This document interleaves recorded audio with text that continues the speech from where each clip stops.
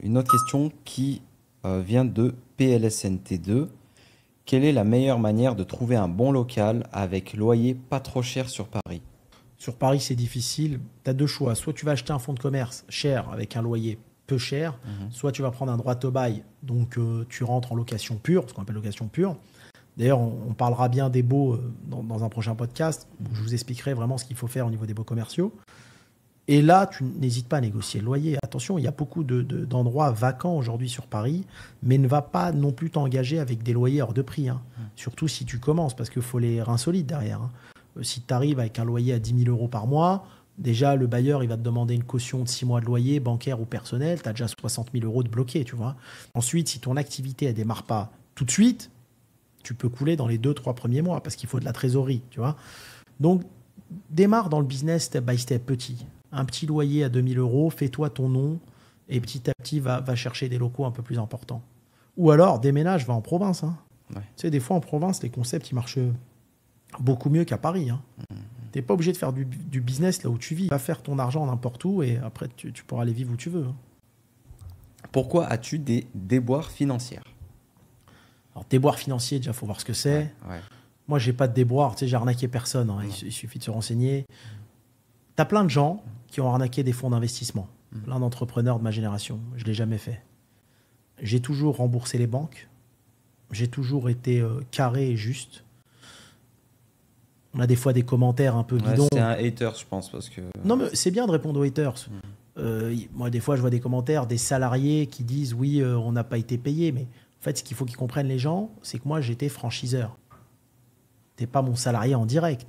Tu es le salarié d'un franchisé. J'ai pas le droit, moi, en tant que franchiseur, de rentrer dans la gestion d'un franchisé. Donc, tes problèmes, il faut les gérer avec le franchisé. C'est pas moi, franchiseur. Tu sais, il y a des gens, ils croient que tu es le grand patron, donc tu peux leur régler leurs problèmes. Mais non. T'es affilié à une société en tant que salarié, il faut voir avec ce monsieur-là, de un. De deux, tu vas avoir des gens qui vont raconter des conneries sur Internet, comme pour tout le monde. C'est souvent de la jalousie. C'est souvent des gens, tu sais, qui ont entendu sur toi des choses, mais sans te connaître. C'est pour ça qu'il ne faut jamais répéter ce que les gens disent. Moi, souvent, on parlait d'un type, on me dit, Hakim, lui, c'est un escroc. Mais quand tu le rencontres, le mec, en vrai, c'est le mec le plus gentil et le plus droit du monde. Ouais. Il ne faut pas écouter les on-dit, parce que souvent, c'est des conneries. D'accord ? Moi, j'ai eu aucun déboire. La seule difficulté que j'ai eue, c'est dans le dossier courte paille. J'avais cédé en 2014 une entreprise qui a été défaillante en 2021-22. Je suis transparent, surtout. Et je ne me suis pas présenté au tribunal parce que j'étais pas au courant d'une part. Et d'autre part, j'ai beaucoup de mal à faire confiance à la justice par rapport à ce qui m'est arrivé avec l'administration fiscale quand j'étais beaucoup plus jeune. Et ils m'ont mis en faillite personnelle et interdiction de gérer. Alors, faillite personnelle, ça ne veut pas dire tu n'as plus un rond. Faillite personnelle, c'est un nom juridique qu'ils mettent là et pour dire, voilà, tu ne dois plus faire de business. Et interdiction de gérer, donc ils te pénalisent en gestion. D'accord ? Mais d'une part, ça ne m'a pas dérangé parce que là, mes affaires que j'ai encore en France, généralement, je suis qu'associé. Je suis pas opérateur. Et deuxièmement, j'ai fait appel. D'accord ? Et j'ai gagné en appel. Donc, j'attends qu'on m'envoie les documents pour pouvoir à nouveau entreprendre. Mais c'était juste, je l'ai fait pour me blanchir, si tu veux, pour être clean. Parce que je ne compte pas entreprendre à nouveau en France. Et c'est juste pour être clean, si tu veux, tu vois, avec l'État français. Mais des déboires, aucun. Les gens, tu sais, ils ont du mal. Ils ne savent pas ce qu'il y a dans tes comptes. Ils savent pas. Ils voient que le paraître. Toujours été clean. J'ai vendu Nabab à un fonds qui, en revendant les murs, ont gagné beaucoup d'argent. Mais beaucoup, ils ont fait un x2.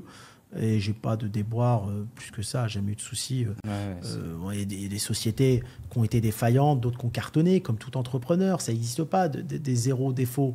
Mais ça, c'est des bêtises. Ouais.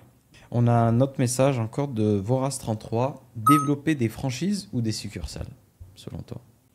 Est-ce que tu as envie de gérer des franchisés ou des salariés? La seule diff, elle est là. Succursale, ça va te demander un peu plus d'argent, c'est ton capex. Les franchises, c'est l'argent des gens. Des franchisés entrants, ça dépend ce que tu aimes faire. Tu sais qu'il y a des gens qui n'aiment pas avoir des franchisés. Tu aimes bien contrôler ton entreprise. Si tu as envie d'avoir un contrôle absolu, comme, je sais pas, Cogent, par exemple, il y en a qui doivent connaître Cogent à Paris, bah là, tout est en filiale, tu vois, des succursales. Tu n'es pas obligé de passer pour des franchises. Après, il ne faut pas avoir non plus que de la franchise. Parce que s'ils ne te payent plus, ta boîte est cool. Je te donne le cas de... À l'époque, tu avais, Buffalo qui a eu des problèmes avec la vache folle, etc. Heureusement qu'ils avaient beaucoup de succursales, fini de payer parce que tu as les reins solides. Des franchises, tu prends le cas de la pataterie, je ne sais pas si tu as connu. Oui. Quand les franchisés ils sont plus là, ça y est, il n'y a plus rien, ça s'effondre. Ils sont passés de 280 restos à 30 ou 40. Hein. Ouais. Tu vois? Donc il faut quand même... Essaye d'avoir tes 3-4 petites succursales qui cartonnent. Ne garde pas les succursales qui sont des foyers de perte, qui te font perdre de l'argent. Prends des succursales qui cartonnent et le reste, développe un peu en franchise. Mixe un peu les deux. D'accord. Essaye de faire 20-80.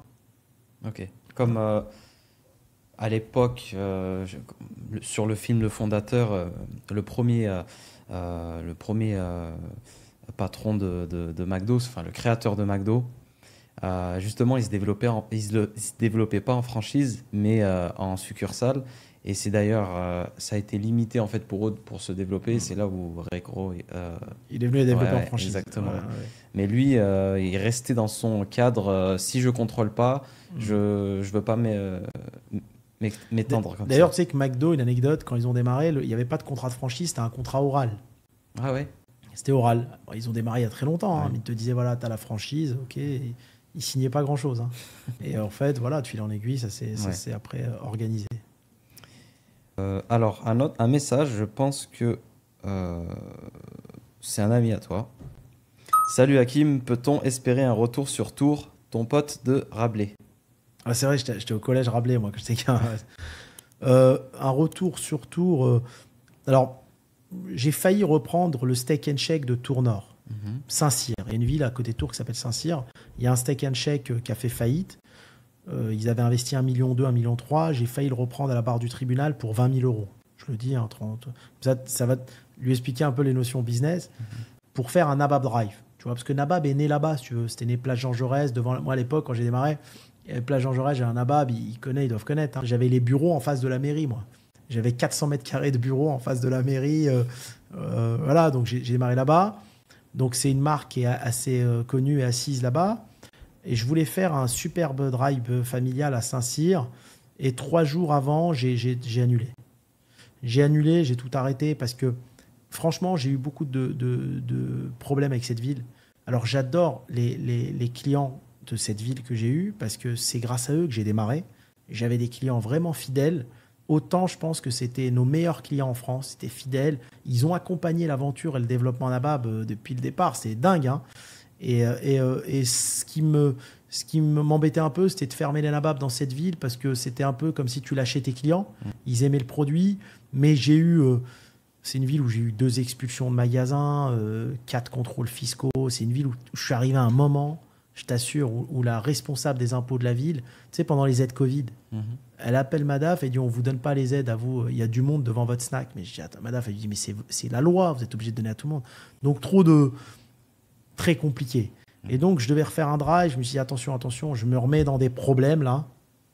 Vaut mieux éviter. Ouais. Mais voilà, Nabab va être redéployé en France via un master franchisé. D'accord, un gros master franchisé. On est en train de choisir lequel, on est en train de réfléchir. Ce master va sûrement réouvrir cette ville, comme il va en réouvrir d'autres. Tu vois, moi, depuis le rachat de la marque, l'idée, c'est d'avoir le bon master. Il va redéployer. Là, on a signé le master espagnol, il va y avoir le master français. Un master, c'est quoi? C'est un gros franchisé qui va ouvrir un peu partout à travers la France. Et il va sûrement redéployer cette ville sous un format drive. Une question de Abou Dovic. Est-ce que tu as des projets pour le Sénégal?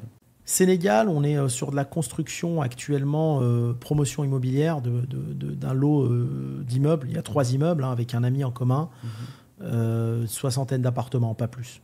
Aujourd'hui, c'est ce qu'on fait au Sénégal, pas plus. D'accord. Donc ok. pas d'autres projets pour Pas le Sénégal. d'autres projets. Non. Ok.